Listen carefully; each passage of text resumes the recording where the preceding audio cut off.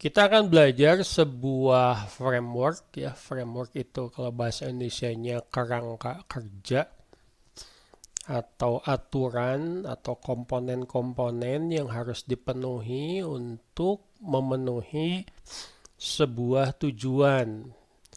Dari dua pertemuan yang sudah kita bahas, kita melihat bahwa yang namanya literasi digital itu penting. Ya, jadi orang bisa memiliki, menggunakan, memanfaatkan yang namanya teknologi informasi dan komputer itu tidak sama dengan bisa hidupnya jadi lebih baik, hidupnya menjadi lebih mudah, hidupnya bisa menjadi lebih sehat, baik fisik maupun mental. Dalam beberapa kasus, dalam banyak kasus, itu malah merugikan. Ya, jadi mungkin saya juga agak kaget ya kemarin dapat kabar salah satu mahasiswa di kita itu terlibat judi online sampai dengan katanya rugi berapa itu kemarin katanya 350 juta. Anda bisa bayangkan itu. Itu masih mahasiswa ya, judi online, punya HP seperti main game, ikut taruhan, masa depan hancur. Dan menurut penelitian, yang namanya judi online bukan hanya berkaitan dengan kecanduan, bukan hanya berkaitan dengan kerugian secara material, tetapi juga mengakibatkan kerusakan otak. Saya ulangi, kerusakan otak. Otaknya mikirnya udah tidak benar. Ya, biasanya kalau yang judi online itu mula-mula main pasti dikasih menang, ya. Dia menang sekali, kalah 10 kali, otaknya itu hanya mengingat yang menang sekali. Itu contoh bagaimana tidak aneh kalau ternyata orang yang terlibat judi online itu akhirnya terlibat kriminal. Ya, ada anak sampai mencuri perhiasan orang tuanya, ada menantu sampai menjual motor mertuanya. Wah, banyak sekali kejadian yang sepertinya cuma main game kok, cuma taruhan 50 ribu, 100 ribu, ya gampang. Orang yang judi itu bisa dengan optimis bilang saya bisa berhenti kapanpun saya mau. Enggak bisa sekali masuk ke perangkap judi. Ya, alah nanti gampang lah. Kalau nggak punya duit tinggal pinjem uang. Kemana pinjemnya? Pinjol. Pinjaman online. Wah, jadi kacau. Ya, tolong hal-hal seperti ini diperhatikan, tolong hal-hal seperti ini bisa disosialisasikan ke lingkungan terdekat kita. Jangan sampai setelah semuanya terlambat, masa depan hancur, baru menyesal. Ngomong-ngomong di sini ada yang pernah nyoba judi online? Tolong jangan, ya wajar ya, anak muda suka penasaran, suka pengen coba-coba. Saya sangat sarankan jangan. Ya, tidak ada manfaatnya. Oke, kita kuliah itu tidak hanya cukup dengan kecerdasan saja. Kecerdasan itu bisa diukur dari IQ, intelligent quotient istilahnya. Ya, jadi kalau anak yang cerdas itu biasanya kalau di tes IQ-nya di atas mungkin 120, 140. Anak yang biasa-biasa saja mungkin sekitar 120, 110. Kalau yang rada blow on, maaf ya kalau saya sebutkan yang kognisinya kurang bagus itu mungkin saya bukan ahlinya tapi kurang lebih mungkin di bawah 70, di bawah 60. Tapi apakah IQ saja cukup? Betul, IQ penting untuk kuliah. Misalkan Anda di Fakultas Hukum, Anda baca buku, Anda harus bisa paham, Anda harus bisa mengerti, Anda butuh yang namanya IQ. Tetapi dalam beberapa kasus, kok orang pintar susah dapat kerja ya? Ini pertanyaan-pertanyaan yang mungkin kadang-kadang ditanyakan sama orang. Halo, bisa dengar suara saya? Barusan bandwidth-nya rada turun. Ada satu kecerdasan lagi yang harus Anda kuasai, yaitu EQ, Emotional Quotient. Kecerdasan emosional. Nih, saya tanya, tolong jawab dengan jujur. Siapa yang kalau ditegur sama orang tuanya atau sama temannya langsung marah? Ayo ngaku. Anda datang ke kampus Fakultas Hukum, merokok, terus ditegur sama Bapak Satpam, Mas, tolong jangan merokok di lingkungan kampus. Bukannya minta maaf, karena sudah melanggar peraturan, marah. Kumaha aing weh. Ada yang seperti itu? Artinya Anda tidak bisa menguasai emosi. Artinya emotional intelligence-nya tidak baik. Kenapa kita butuh EQ? Kita butuh EQ itu untuk gaul. Anda tidak akan suka dengan teman yang pengen menang sendiri, yang sombong, yang merendahkan orang lain atau ngebully orang lain. Tidak punya empati, tidak punya tata krama, merasa dirinya yang paling hebat, merasa dirinya yang paling kaya, paling kasep, dan seterusnya. Itu tidak punya emotional intelligence yang bagus. Dan ini sangat dibutuhkan dalam pekerjaan. Dalam beberapa kasus, ada beberapa ahli yang menyebutkan EQ itu lebih penting daripada IQ pada saat Anda nanti bekerja. Ini tolong diperhatikan. EQ itu bisa dipelajari. Gimana caranya? Belajar sabar. Belajar menerima pendapat orang lain. Belajar memikirkan sesuatu sebelum Anda menjawab. Ya, hal-hal seperti itu sangat bermanfaat dalam hidup. Banyak sekali orang yang tidak bisa menguasai emosinya, ujung-ujungnya dipecat dari pekerjaan. Kenapa? Karena memalukan. Ya, ini tolong jadi mahasiswa, apalagi mahasiswa hukum, sering baca koran, jangan baca media sosial melulu. Kenapa? Karena banyak kasus-kasus hukum yang menarik yang bisa dipelajari. Mungkin satu saat jadi studi kasus untuk skripsi atau tugas Anda. Nah, di zaman serba digital ini ternyata yang namanya IQ, EQ itu tidak cukup. Butuh satu lagi yang disebut sebagai DQ atau DI ya, Digital Intelligence atau Digital Quotient.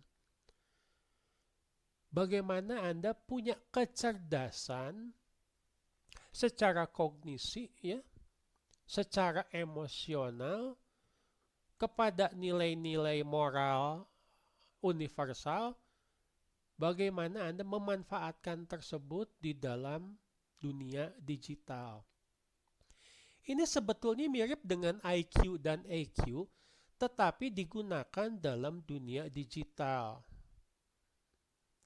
Contoh, ya, ada orang posting sesuatu ya, konten di media sosial. Karena Anda sudah sentimen sama orangnya, sudah tidak suka sama orang yang posting konten tersebut, langsung Anda komentar. komentarnya menjelek-jelekan, komentarnya merendahkan, komentarnya menghina, misalkan ya. Karena kan sudah umum ya, orang bisa like, orang bisa dislike, orang bisa komentar untuk sebuah konten. Nah, itu akan mencerminkan bahwa Anda orangnya yang tidak bisa menguasai emosi, tidak sopan, tidak beradab, dan hal ini bisa membuat dampak yang tidak bagus, bahkan dampak negatif. Kenapa pertemuan kemarin saya bilang banyak orang yang dituntut, dilaporkan ke polisi karena dianggap menghina dan merendahkan dalam komen-komen di media sosial. Apa kesimpulannya? Dia tidak paham, dia tidak mau belajar apa yang kita sebut sebagai digital intelligence. Kalau ketemu orang di dunia nyata, kita punya adab, kita punya sopan santun, kita punya tata krama, kita bawa itu ke dunia digital. Tetap punya adab, tetap punya sopan santun. Kenapa? Yang namanya di dunia digital, kalau Anda sekali komen yang jelek, atau misalkan mendukung sesuatu yang salah, itu akan terekam. Meskipun si komennya sudah Anda hapus, meskipun kontennya sudah Anda hapus. Tetap ada catatannya itu. Jangan menganggap itu enteng, jangan menganggap itu bisa hilang. Ya, contoh. Ada mahasiswa, ya, amit-amit kalau ini dari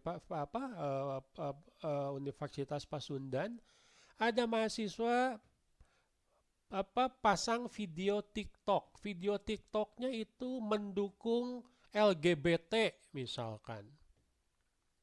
Wah, ribut itu. Nggak bisa Anda menyebutkan itu hak asasi manusia. Karena yang namanya LGBT itu adalah gerakan politik yang tidak sesuai dengan Pancasila di negara kita. Wah, langsung banyak orang yang menghujat Anda. Kaget Anda, ternyata banyak orang yang tidak suka. Terus Anda hapus. Ya, tapi pada saat Anda cari kerja nanti, bukan tidak mungkin yang namanya jejak digital Anda itu akan ditelusuri oleh orang yang akan mempekerjakan Anda. Mas, kalau saya lihat di Facebooknya, di TikToknya kok Anda mendukung Israel ya? Maaf, itu tidak sesuai dengan nilai-nilai negara kita dan nilai-nilai perusahaan yang kami anut. Jadi maaf, saya tidak bisa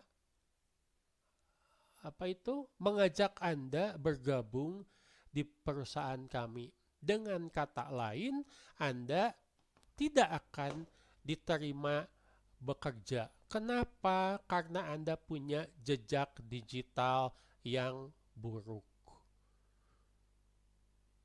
Dimulai dari ketidakpahaman akan digital intelligence, berakibat, ya kalau saya menyebutnya sebagai madesu, ya, masa depan suram. Jangan pernah Anda posting sesuatu karena emosi, karena merasa diri yang paling benar, karena itu adalah hak asasi manusia dan seterusnya. Pikirkan baik-baik, Anda ada di mana, lingkungan Anda bagaimana, aturannya itu bagaimana. Pak, saya punya kebebasan bicara untuk mengkritik pemerintah. Silahkan, tidak apa-apa. Tapi Anda tetap mengkritiknya dengan bertanggung jawab.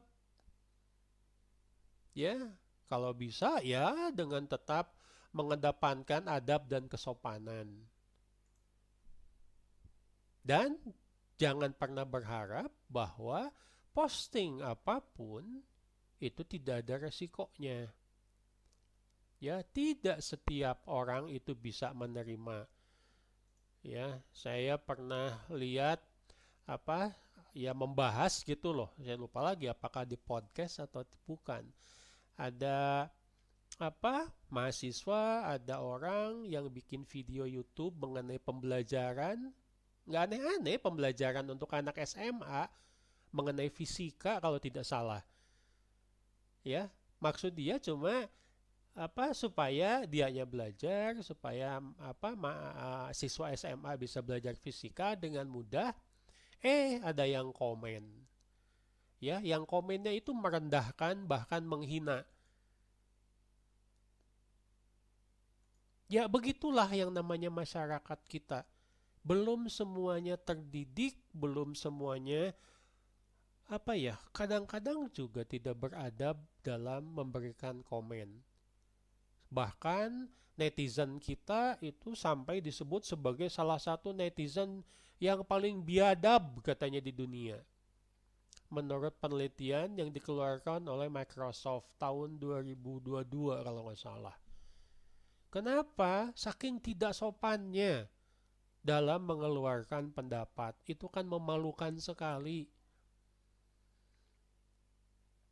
Ya, memperlihatkan pendidikan kita itu seperti apa, tata krama sopan santun. Kok begitu ya?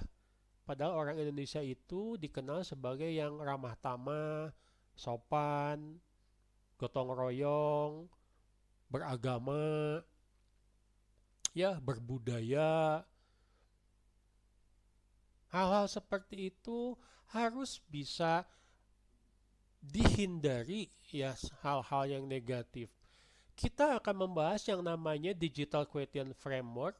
Ini memang bukan buatan Indonesia ya, tapi ternyata telah diadopsi oleh ya kalau sekarang mungkin Komendigi ya, dulu Disko Info. Ini dibuat oleh Dr. Yoo Hyun Park di Universitas Teknologinya Nanyang di Singapura. Ya, kenapa kita adopsi? Karena ini ternyata cukup cocok diterapkan di Indonesia, di mana publikasinya ini mulai tahun 2016. Keinginannya adalah si kerangka kerja ini menjadi acuan dalam rangka meningkatkan digital quotient. Masyarakat itu harus bagus, masyarakat itu jangan tertinggal dalam pemanfaatan teknologi informasi. Jadi kalau ditanya, ngapain sih? Apa tujuannya? Setiap kegiatan itu harus ada tujuan. Kalau nggak ada tujuan ya kacau balau. Tujuannya apa? Tujuannya ternyata sangat baik. Empower every individual, organization, and nation with digital intelligence to achieve their well-being, safety, and prosperity in digital age. Tujuannya apa? Memperkuat, empowering tuh. Memperkuat sih ya. Meningkatkan, memanfaatkan setiap individu, saya, Anda, ya, teman-teman, keluarga, organisasi, Unpas, ya, Pemda, terus SMA dan seterusnya, dan pemerintah supaya mereka punya kemampuan digital intelligence untuk kesejahteraan, untuk keamanan, untuk kemakmuran. Jadi jangan sampai kita cuma pakai HP, yang bikin HP-nya itu orang Korea, orang Cina, terus kita cuma jadi yang beli aja gitu, nggak yang make aja, nggak ada manfaatnya, cuma jadi konsumen, cuma jadi pasar saja. Nggak ada kemampuan kita untuk menguasai teknologi yang bisa jalan di HP, di laptop, di teknologi informasi. Anda mau seperti itu? Cuma jadi pasar saja, atau dengan kata lain dijajah secara ekonomi, dijajah secara teknologi. Sementara kita tidak bisa berkembang, ya, nggak nambah pinter, nggak nambah makmur, nggak nambah aman. Nah, Deki Framework ini terdiri dari 8 komponen. Semuanya saling berhubungan, semuanya harus bisa dikuasai. Mulai yang dari sederhana, yang saya pikir juga semua orang sudah, ya hampir semua orang sudah bisa. Misalkan digital use, bagaimana kita pakai laptop, kita pakai HP, kita pakai ATM, kita pakai e-banking, kita sudah bahas kemarin ya. Anda bisa kuliah online, itu digital use. Lalu ada digital identity, identitas digital. Sekarang sudah serba digital, KTP saja sekarang sudah menjelma jadi e-KTP. Elektronik, ya, kartu tanda penduduk, di mana data penduduk Indonesia sudah dicatat oleh pemerintah secara digital. Itu akan memudahkan pelayanan masyarakat, memudahkan identifikasi penduduk, ya, dan lain-lain. Ada digital right, hak untuk digital. Saya motret, potretnya bagus, fotonya. Terus saya posting di media sosial.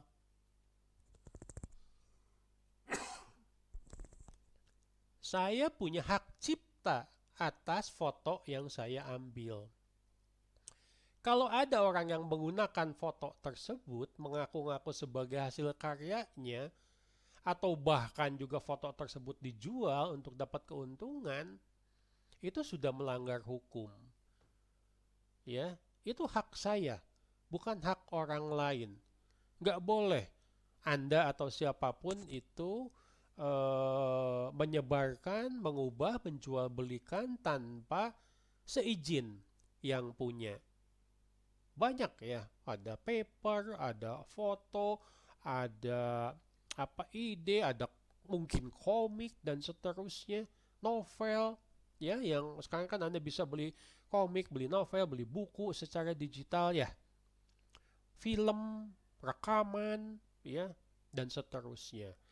Lalu digital literasi, pemahaman menggunakan digital.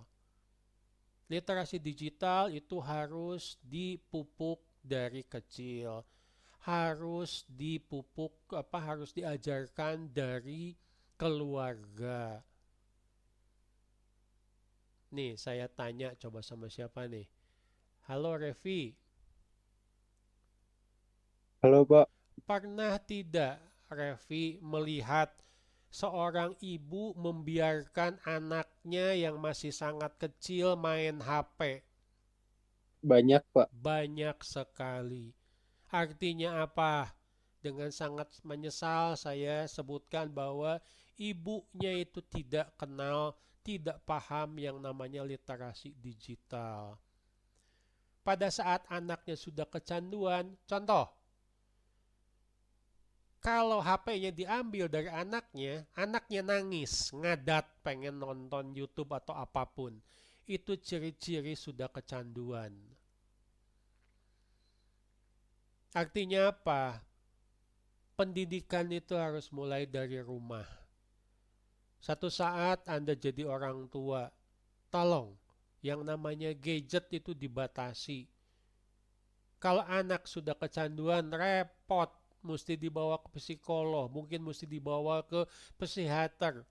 Jangan-jangan harus masuk rawat inap di rumah sakit jiwa, amit-amit. Yang keberapa ini teh? Ya, yang kelima, digital communication. Ya kita contohnya lah digital communication.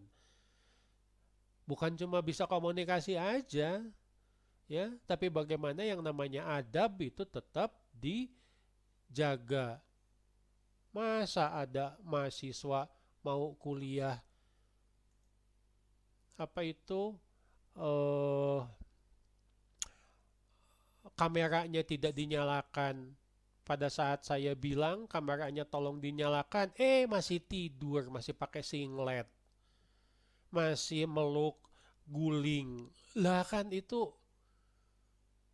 komunikasi secara digitalnya jalan, tapi adab, tata krama, sopan santun dalam kuliah menggunakan komunikasi digital itu tidak dilaksanakan.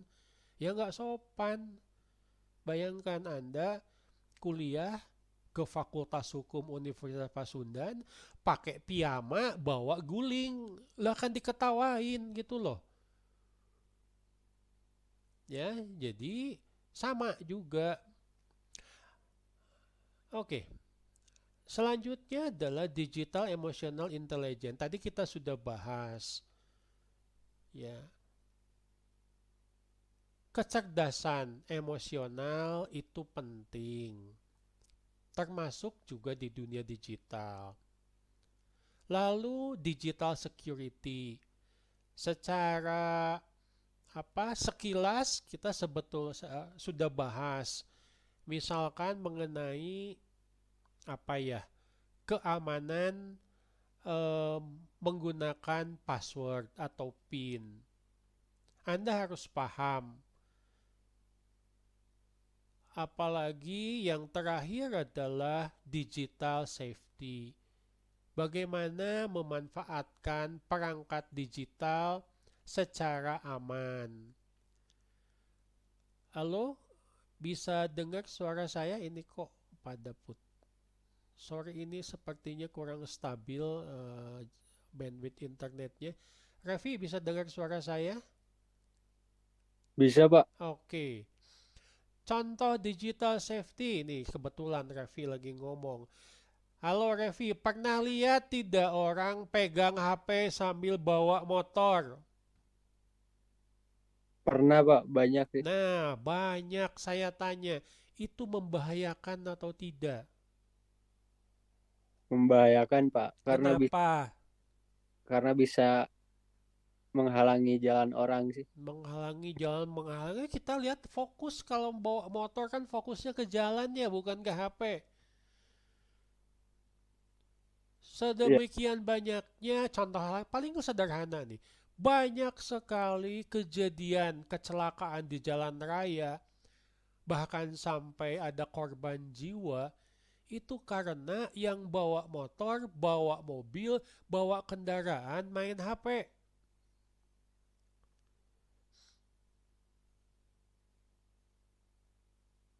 Lah itu kan merugikan. Ya ini yang harus diajarkan digital safety, ya, keamanan digital. Kenapa sih, Pak? Harus capek-capek itu dipelajari bahkan bukan hanya oleh mahasiswa tapi oleh masyarakat. Jadi, tujuannya adalah supaya masyarakat lebih dewasa dalam memanfaatkan digital sehingga kerugian finansial, kerugian harta benda, nyawa, terus juga ya banyak lah. Ini bisa dikurangi. Jangan sampai kita cuma jadi yang make doang, tapi tidak mendapat apapun. Kenapa saya bilang, waduh ini mahasiswa HP-nya canggih sekali, laptopnya yang harga belasan juta, tapi kok kuliah gak beres-beres ya?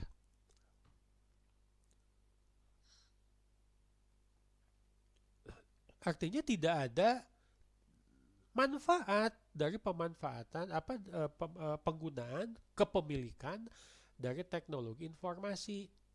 Baik, jadi level maturity atau kedewasaan dimulai dari kita mengenalnya sebagai netizen ya, digital citizenship.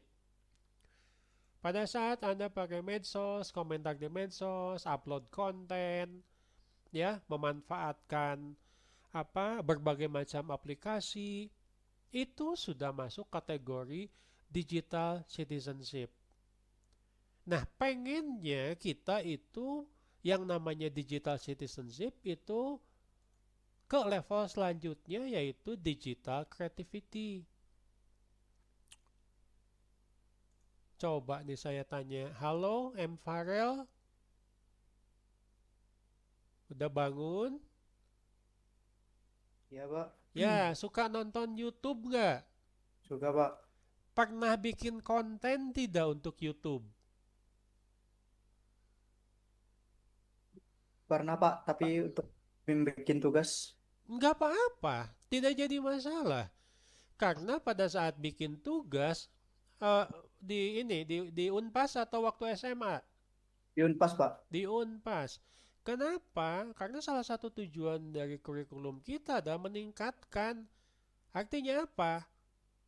Farel bukan cuma jadi netizen, bukan cuma orang yang nonton YouTube saja, tapi dia sudah ke level selanjutnya, digital creativity, bikin konten untuk YouTube. Kenapa? Gampang. Ya, tetapi tentu saja kontennya juga yang bermanfaat, bukan konten fitnah, bukan konten hoax, ya, bukan konten yang abal-abal dan seterusnya. Atau lebih parah lagi. Tuh, kemarin ada apa itu? Selebgram atau apalah yang ditangkap sama polisi. Betul dia digital creativity, bikin konten, tapi ternyata kontennya iklan judi online. Ya iya, tuh jelas setelah ditewak ke polisi. Bukan itu tujuannya. Ya, dari digital creativity itu jadi digital kompetitif. Bisa bersaing. Nih, coba saya tanya sama Rahayu. Halo Rahayu, Iya, Pak. ada tidak orang yang dapat duit karena posting video di YouTube? Ada Pak AdSense-nya. Banyak sekali, sampai ada yang disebut sebagai YouTuber. Ya saya YouTuber tapi saya nggak dapat duit ya. Tapi banyak orang yang dapat dari iklan. Yang namanya media sosial bukan cuma komen doang, bukan cuma bikin konten, tapi bahkan kontennya itu menghasilkan uang dan menjadi sumber penghasilan. Seharusnya begitu. Ya, tentu saja konten-kontennya harus apa yang bermutu, yang bagus. Nah, kalau seperti itu, masyarakat bisa mendapatkan keuntungan. Contohnya tadi keuntungan finansial. Ada seorang YouTuber di sebuah desa di Yogyakarta. Ya, dia seneng posting konten-konten lucu, konten-konten mengenai desanya, konten-konten mengenai pertanian. Ternyata dia punya banyak subscriber, sehingga dia dapat penghasilan lah, lumayan dari iklan. Terus dia melihat teman-temannya banyak yang belum dapat pekerjaan di desa tersebut. Dia ajak ke level selanjutnya, ke digital creativity. Yuk kita bikin konten YouTube. Mengenai apa? Macam-macam lah. Pokoknya dalam seminggu kita bisa posting 2 atau 3 video yang bermanfaat. Ternyata dari sekian banyak yang dia ajak, ada beberapa yang sukses bahkan menjadi YouTuber yang dapat penghasilan. Desa tersebut saya lupa nama desanya, sekarang bahkan dikenal sebagai desa YouTuber. Kenapa? Karena anak mudanya yang tadinya nggak punya pekerjaan, tetapi kreatif, dapat menyalurkan kreativitasnya ke, ya dalam hal ini adalah media sosial YouTube, dan dapat keuntungan. Nah, hal-hal seperti itu harus kita pikirkan. Jangan cuma pakai doang gitu loh. Tapi bagaimana kita bisa mendapatkan sesuatu. Saya mungkin tidak dapat keuntungan secara finansial dari channel YouTube saya, tapi saya punya banyak sekali kemudahan dalam mendukung kegiatan saya sebagai dosen dari media sosial. Ya, mahasiswa bisa dengan mudah misalkan melihat video-video ajar.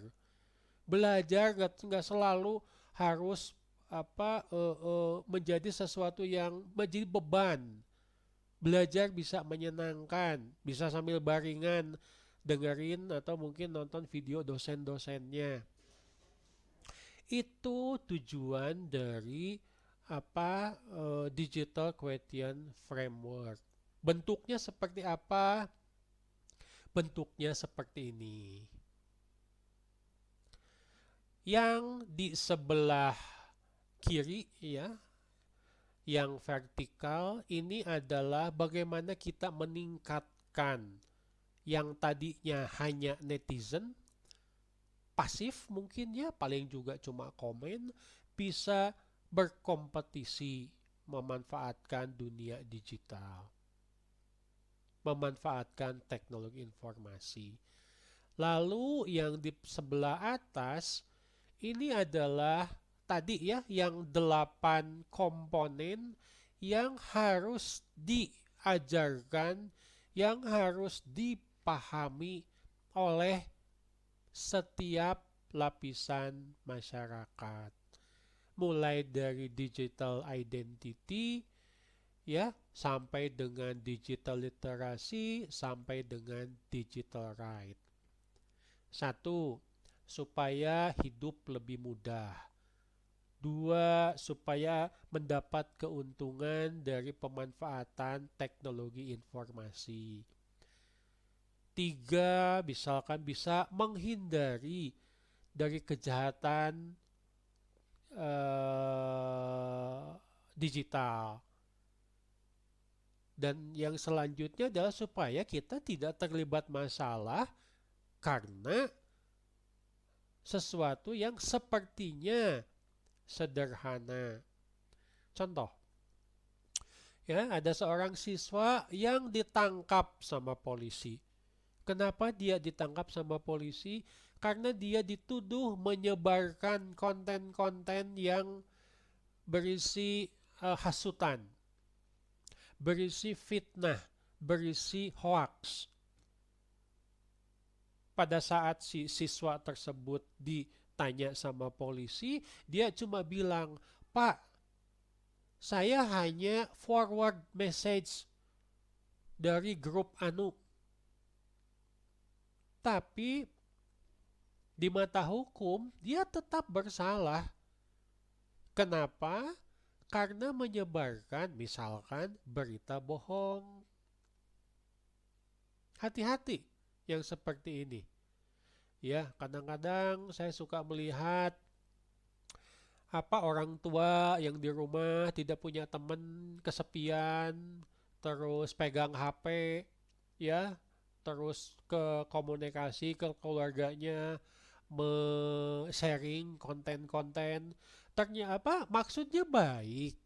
Sharing konten-konten yang menurut beliau-beliau itu bisa membuat hidup kita lebih baik, tapi kadang-kadang secara tidak sadar mereka sharing konten hoax. Ya. Contoh, kemarin katanya ada bulan lalu kalau tidak salah, ada pernah heboh. Ya, ada orang menyebarkan konten. Kontennya konten agama Islam. Isinya apa? Ceramah seorang ustadz perempuan. Ternyata setelah diselidiki, kontennya hoaks. Ustadznya itu tidak ada. Ternyata ustadznya adalah buatan video artificial intelligence atau kecerdasan buatan. Dan materi materi khotbahnya itu nggak benar. Hati-hati sekarang. Ya, ada cowok lihat cewek cakep, wah cakep banget di Instagram, sampai pengen kenalan. Beberapa orang cowok itu sampai jatuh cinta sama si cewek yang punya foto-fotonya dipajang di Instagram. Ternyata setelah diselidiki, ya perempuan yang ada di foto tersebut bukan perempuan asli, tapi adalah buatan dari kecerdasan buatan. Hal-hal seperti ini bisa dihindari jika ya literasi digital kita bagus.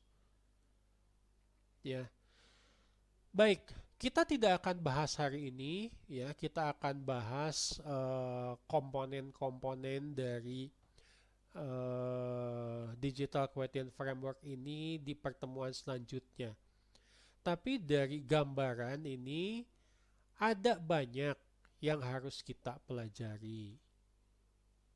Kenapa kemarin saya menyebutkan salah satu tujuan dari kurikulum di Unpas itu adalah lifelong learning. Yang namanya teknologi digital itu berkembang dengan sangat pesat. Kita harus belajar terus.